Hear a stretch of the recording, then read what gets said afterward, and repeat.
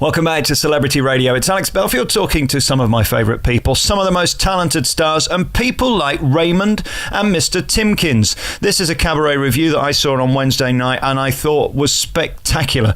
Joining us on the phone now is half of this tremendous double act. Mr Timpkins, how are you? Yes, I'm very well, thank you. Congratulations. I'd never seen you before. In fact, I'd never heard of you, which says more about me than it does you.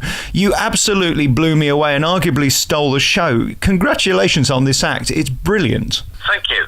Thank you. So it's you and your mate stood on stage, basically doing smart-ass wordplay, playing with songs, and just making us laugh for 20 minutes. That's it, summed up. That is it. I'm not sure it's very smart, to be honest. I find it quite sort of quite childish and immature, but I guess that's from being too close to it to really be able to appreciate it as other people do. From my perspective, I'm a guy who spends my life going around theatres, seeing shows, having to sit through all kinds of crap, and laughing is something that I struggle to do a lot of the time because I've mostly heard it and seen it all before. Your act, I hadn't. I mean, there were some gags that I literally belly laughed because you don't hear it much in a theatre now, those big guffaws, do you? No, I guess you don't really. I think a lot of the fun in our act comes from the fact that we're having fun. I think that wherever we are, whatever the audience is doing, we're always enjoying the performance. We enjoy the slapstick of it. We enjoy the silliness of it. We've got a good camaraderie off stage as well as on, and it's just an enjoyable thing to do. I think, and I hope that comes across when people sit there and watch it. Absolutely, it does. What also comes across is how complicated your show is. The wrong card in the wrong place at the wrong time could literally screw up the entire act, couldn't it?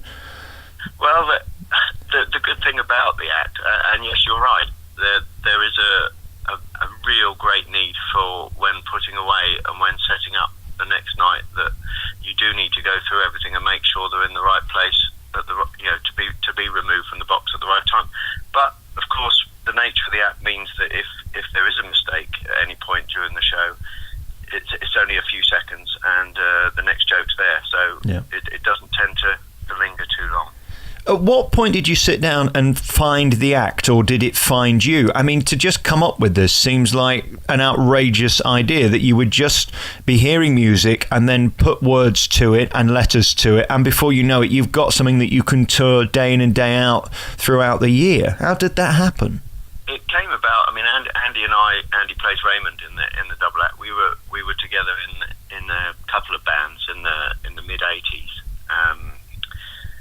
And I got asked to host and compare a Battle of the Bands competition in our local town down in Portsmouth, and it became the South Coast Battle of the Bands. And what happened was you had 4 bands playing throughout the evening and a panel of judges from local media. When the bands had finished, of course, the judges would need to go away and consult and discuss points and who was going to win. And so you could have a 10-minute, 15-minute interval, or you could fill the dead air. So. I decided I'd fill the dead air. My wife found a Rolf Harris stylophone. I know it's probably not very ethical to say Rolf Harris, but a stylophone, which is a small electronic keyboard which he developed at the end of the 70s. The end of the 60s, early 70s, in the charity shop for £2. So she went and purchased it, and being from a musical background, I started picking out tunes on it in this little interval, and then Andy joined me the following week. Dressed in lingerie, playing a guitar, and the whole thing sort of sprung from there. I mean, the first actual visual gag, if you like, that we developed was "Take That Look Off Your Face," where it has been unfortunately used by another famous act on his Christmas DVD, unfortunately, which hasn't blown it for us, but could have. So "Take That Look Off Your Face" was the first visual gag that we did, and then I guess it all sprang from there, really. The anorak in me did worry about that. You've got some amazing jokes, some of them with people like Gok One that I'm not going to give away. You can't really copyright them, can you? I mean, how do you protect your act? Because somebody literally could tape it and copy it. Yeah, we have had a couple of incidents of, let's say, more popular, more famous comedians, TV comedians, touring comedians stealing certain jokes, certain routines, in fact, which hurts. there is nothing you can do about it. You cannot copyright. I mean, we did start a proceeding against one of these acts, but the expense of it was far beyond our bank balance, so that immediately stopped. So there isn't much you can do about it. I mean, the only thing really you can do about it is keep producing more and more material, which is what we try to do, and just sort of drop things that people might think have come from elsewhere. They don't care. There's no honour and integrity in that. What's your life like on the road? Because I can't imagine it's terribly glamorous having to travel from one theatre to the next. As fun as it is during your bit on stage, you've got to fight the traffic. Is that tough, that side of it? It can be tough. I mean, the thing with the current tour with Paul is that we are, although the tour spans over 2 months, it's generally 3. I mean, the first week was 5 nights.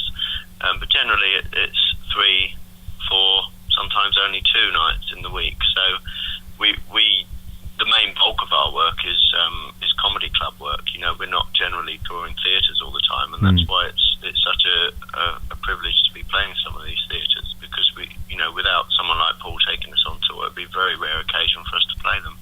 What also interests me is thinking about when you're doing these clubs, if they're not paying attention. I mean, yours is an act that you've really got to watch and listen to, because if you just nod off for 10 seconds, you're going to miss 2 gags. Is it tough when you're in pubs and people are talking, for example? I think we score points with volume. You can really hold any conversation in the room just by getting the volume right. We don't tend to suffer too much with chat. I mean, there's obviously occasions where you do suffer with that, but I think 99% of the time, even if people aren't for some reason not really enjoying what we do, they can't really talk over it. Right.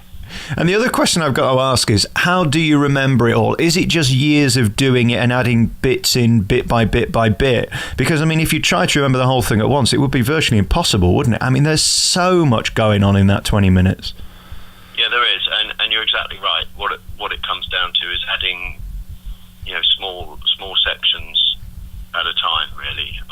Sometimes just a couple of tracks a month, So we do try and add 4 or 5 minutes a year, which to normal comics, of course, a stand-up comic or any comic wouldn't be a lot of material. But when you break that down into number of gags, in 4 or 5 minutes, when some of our gags are 2-3 seconds long, there's a lot of work goes into that. And are you always listening to Steve Wright in the afternoon and you hear a song and you go, oh my God, listen to that lyric, and you're just forever listening and putting stuff in? We do have periods where we deliberately listen to music. I mean, there is a useful chart show on a Saturday afternoon, which Tony Blackburn now presents on Radio 2, where he'll play, the top 20 of a couple of years, Yeah. That tends to be useful. It's not something that we do continuously. I mean, we do.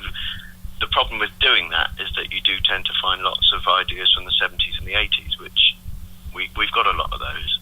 We tend to like to try and update or keep up to date a little bit with what we're doing. I really wanted to talk to you because it's so clever what you do, and I don't want to give it away. That's the thing. It's almost impossible. What I can do, though, is tell people to go to your website or go to YouTube, put in Raymond and Mr Timpkins, and you'll see how brilliant this act is. Is it thrilling when you've sort of done the marathon and you've got to the end of the act and it all goes well? Yeah, it's certainly something you can enjoy throughout the set. As far as performing it goes, I think we both really enjoy performing it. And it's wonderful when you get a good ovation like we did in Mansfield on Wednesday night. I mean, that's always what you're aiming for. But there are other great times to be gained from the actual performance of it, which we always love doing. It's been a thrill talking to you. Thank you so much, and I can't wait to see your act again. It's brilliant. As I say, go and look on YouTube. Go to their website. Raymond and Mr Timpkins is the act. It's one of the most clever bits of cabaret I've seen in many, many years. It was born to be in Las Vegas. Do you have any interest doing it somewhere else? Or are you happy doing it over here and just keeping it quiet with your family? I'd love to do it anywhere, mate, to be honest. If someone came up with an offer of going to Vegas, I'd jump at the chance. But I mean, it's a Vegas act, isn't it? It was born to be in one of those showrooms. I can just see it in my mind's eye. incredibly British in its stupidity. I'm not sure how much. I mean, we have played to expats around the world. Yeah. I'm not sure a specific American audience would. I don't know about that. There's a guy who does big business there called Carrot Top, who isn't a million miles away. It's different, very different, but it's also very similar. You've got to keep up with him. You got to pay. Yeah, you got to pay attention, and that's the thing I loved about your show. Is as silly as it is, it's very, very clever, and I think that's only to be admired. Thank you so much for your time. I really appreciate talking to you, Tony from Raymond and Mr Timpkins. Thank you for your time. Thanks, Alex. Not a problem.